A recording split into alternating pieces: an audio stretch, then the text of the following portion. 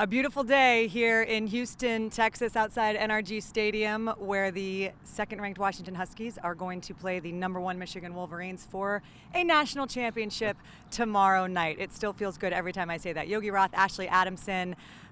This is the moment that I think not a lot of people outside of that locker room in Seattle believed was going to happen, but this was always the plan for this team, Yogi, to be on this stage. Yeah, no doubt. Look, everyone in America seemingly said that the Pac-12 was the strongest conference heading into the season. At one point, 9 teams were ranked. And then a team did something no one had ever done in history, which is go undefeated. That's Washington. So I think when you look at it logically like that, of course they're playing for a national championship. I don't think the rest of the country thinks that they thought UW would be here, and I think they'll be surprised by their physicality. Of course, they know their athleticism, but it has set a pretty unique, drama-filled stage for the finale in the stadium. We've talked about how close and connected this team is. It's as close and connected as any team that I have certainly ever covered, and I love what Jalen McMillan told you yesterday at Media Day. He said, it's all about family. Forget about me.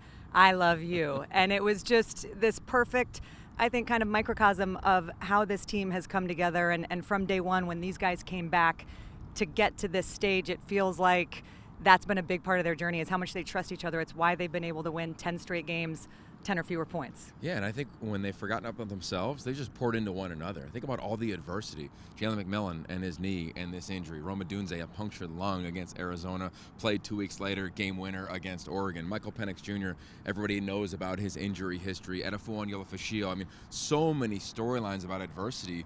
And I think it's highlighted by the 9 sixth-year seniors. So there's this veteran element. It's a selfless team. And they know, again, picked as underdogs, they kind of feel comfortable there. Like, let us show you again. We can represent the West Coast, represent this league, of course, represent themselves on a massive stage. One of my favorite stats for this team is that since Kalen DeBoer has arrived, Washington is 5-0 as underdogs. So they're happy to be underdogs yet again here in the Natty. All right, you got a chance to see both these teams practice yesterday. Dylan Johnson, you thought was moving well. There was some question as to whether or not he was going to be able to go. It looks like he is going to be able to go. This game comes down to what, Yogi? Well, I think it's easy to nitpick and be like, okay, well, what is the UW defense going to do, and how are they going to slow down the rushing attack of Blake Corum? What is Michigan going to do in the back end? I think at the end of the day, whatever team wins is going to do what they've done at the highest level they've done it all season, which is be physical if you're Michigan, right? Try to create some explosive plays in the play-action game. Be physical defensively. And for Washington, Michael Penix Jr., do what you've been doing since you showed up in Seattle. These receivers, the takers is what they call themselves, continue to make plays. So, yes, there'll be intricacies within this ball game. There'll be matchups that we'll love to break down. I think there'll be great adjustments in game. But at the end of the day, on this stage, Ash, the elite players just need to do what is asked of them in championship environments, which is to be at your very best. And I expect that, which is why I think we'll get another incredible game in this year's playoff. Kalen DeBoer talked about it in his press conference this morning, is that this team is so locked in and able to have the